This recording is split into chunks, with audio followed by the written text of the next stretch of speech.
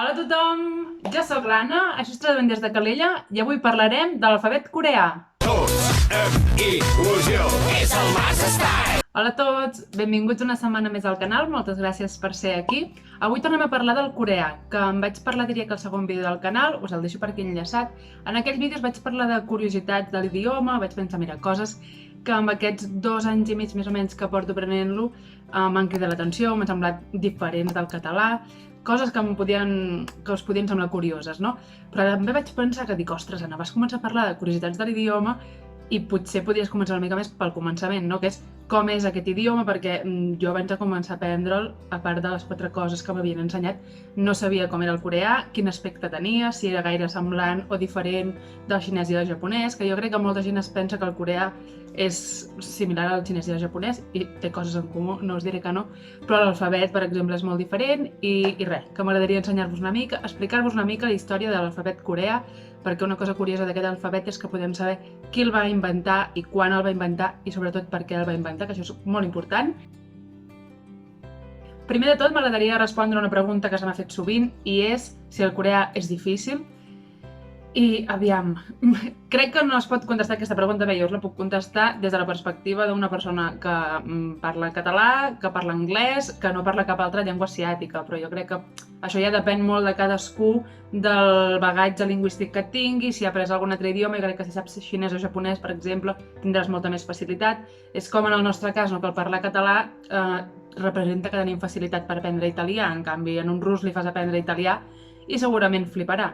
Llavors, no us puc dir que sigui fàcil o difícil, tot depèn de les vostres, bàsicament, capacitats i coneixements previs que ja tingueu, no? Sí que des de la perspectiva catalana us puc dir que és un idioma molt diferent del català, l'alfabet és diferent i les estructures de les frases, la manera de dirigir-se a altres persones, no? Ja, sí que en català tenim el vos i el vostè, però les frases no canvien gaire, en canvi en coreà, si parles amb una persona més gran o el president o algú important, l'oració canvia, les entonacions, tot això és bastant difícil i a part, doncs, el vocabulari, no? Que potser si jo aprenc italià hi ha moltes paraules que en català les puc una mica deduir, però en coreà no entenc res, simplement només quan hi ha una paraula que l'han agafat de l'anglès dic, sí, això és en anglès, però evidentment no entenc res, per tant, bé, això, bàsicament. No us vull dir si és fàcil o difícil, és molt diferent, diríem bàsicament això.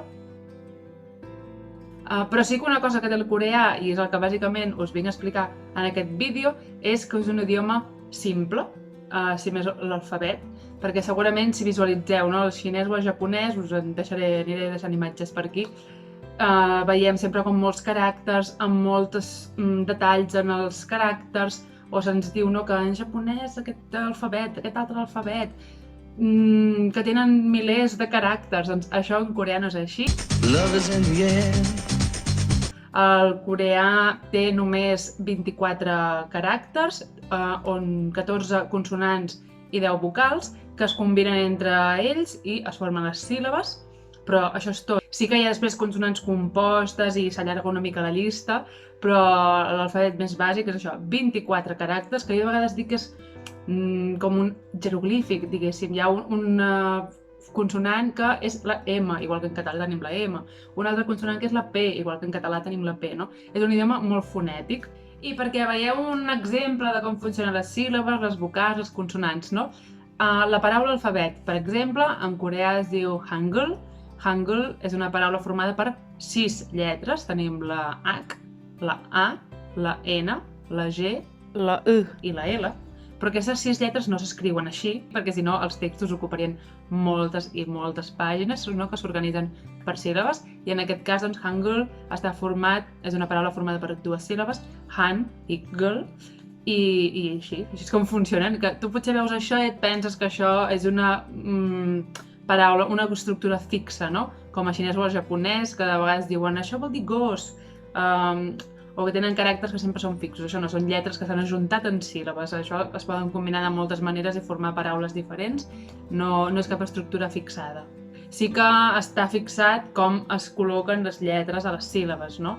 I si una paraula comença amb vocal, sempre hi ha d'haver un conjunt buit a davant, no es pot començar una paraula amb una vocal sola, hi ha condicionants, no? Però això ja es va veient és senzillet. I hi ha qui diu que en unes hores, jo potser diria uns dies, podem aprendre tots l'alfabet coreà i llegir i escriure, tot i que no entenguem què estem llegint o què estem escrivint, ja podem tenir la capacitat de fer-ho, no? No és un alfabet que hagis d'estar anys estudiant per poder escriure o llegir. Tu pots ja agafar un text en coreà i llegir-lo tot i no entendre què estàs dient, però això és possible. I això per què és possible? Perquè és un idioma tan fàcil d'aprendre en el sentit de l'alfabet, l'escriure. Doncs això té una explicació, i ara la veurem. I és que, com us deia en la introducció, el coreà podem saber qui el va inventar, quan i per què. La història es remunta a l'any 1443, tampoc fa tants anys. En aquells moments a Corea governava la dinastia...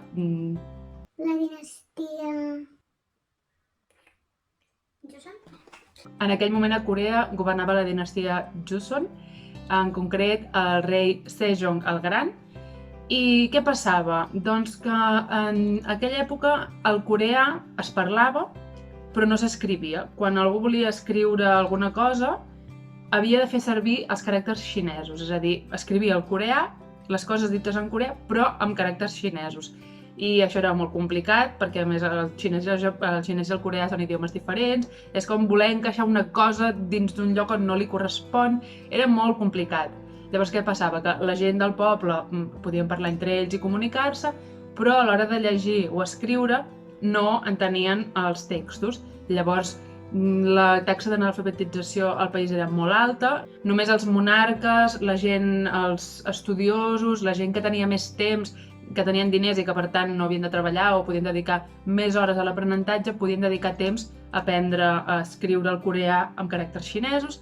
Llavors, és això, la població en general podia parlar però no podien ni llegir documents oficials o el diari o llibres o expressar-se ells per escrit. I aquest rei, que era un rei molt entregat amb el seu poble, va veure la situació i va pensar això no pot ser i hem de posar una solució. I el que va fer va ser ell amb uns companys de la cort, suposo, inventar-se un alfabet per expressar el coreà. És a dir, va agafar el coreà que ells parlaven i va dir això com ho podríem expressar d'una manera senzilla, que tothom ho pugui aprendre en bastant poc temps, que la gent que ha de treballar i no té temps per dedicar-se a estudiar pugui comunicar-se, llegir i escriure. I van fer això. Que quedi clar també que el rei Sejong el Gran era lingüista, era inventor i era científic, és a dir, tenia uns coneixements per poder fer això. I ho va fer, i d'aquesta manera la taxa d'analfabetització al país es va reduir molt i és l'idioma que des de llavors s'ha escrit i s'ha llegit a Corea, evidentment amb les seves variacions i canvis al llarg del temps, com passa en qualsevol idioma. Però mireu si és important aquest fet i la creació d'aquest alfabet i el fet que el rei dediqués temps a crear aquest idioma, que hi ha un dia festiu a Corea, com aquí pot ser l'11 de setembre, per exemple, doncs que a Corea tenen el dia de l'alfabet i és un dia festiu, de celebració, i pels coreans és un dia molt important, perquè diguéssim que és el que va fer que tota la població del país pogués tenir dret a l'alfabetització, no? I bé, ara com a curiositat, que també de vegades hi ha gent que m'ho pregunta, no, de si a Corea del Nord i Corea del Sud parlen el mateix idioma, si s'entenen. Doncs la gran diferència, bàsicament, vindria a ser que a Corea del Sud hi han influït més altres idiomes, s'hi han introduït paraules de l'anglès, per exemple, i Corea del Nord, diguéssim que l'idioma es conserva més pur. A Corea del Sud, gelat és ice cream, aire condicionat és aircon, en canvi a Corea del Nord tenen paraules en coreà per dir això. Aquesta jo crec que seria la diferència principal. I sí que jo em pensava que potser a l'hora de comunicar-se d'una Corea a l'altra era potser com si jo vull parlar amb un mallorquí, no? Que sí que ens entendrem, però potser alguna paraula jo hauré de dir i això, què vol dir exactament aquesta paraula, però en general ens entenem. Però he estat buscant una mica d'informació i es veu que tampoc s'entenen tant, perquè és això, des dels inicis fins ara, doncs el coreà de Corea del Sud ha anat patint canvis i ha anat agafant paraules d'altres idiomes, i el del nord, en canvi, no. Però sí que he vist una informació que diu que en el llenguatge col·loquial un 52% de les paraules són diferents entre de Corea del Sud i el de Corea del Nord. Per tant, això, potser al cap dels anys, aquest percentatge serà ja tan gran que no es podran entendre. I bé, poca cosa més tinc a dir sobre aquest tema, tampoc en sóc una experta. Només us volia explicar una mica, no, com es va originar l'alfabet coreà, una mica d'història sobre aquest idioma, que jo fa 2 anys i mig que estic aprenent i cada cop m'apassiona més, perquè la veritat és que és molt interessant i veure també les diferències que té amb el català, com poden ser idiomes tan diferents. I bé, això, no, també vull deixar clar que potser com que he vingut a dir l'alfabet és molt simple, és molt fàcil, sembla que jo estigui dient aquí que el coreà és molt fàcil d'aprendre i no, tampoc és això, perquè bé, jo soc la primera a la que li costa molt aprendre idiomes estrangers, ja sigui alemany, coreà, el que sigui, perquè em costa molt memoritzar les coses, per tant, per mi és difícil, però que si us motiva, jo us animo a aprendre'l. A internet hi ha molts recursos, si voleu algun dia a preguntar i us puc aconsellar algunes pàgines web, i si no també hi ha acadèmies o classes online. I això, que si teniu l'objectiu d'aprendre el coreà, jo us animo a fer-ho.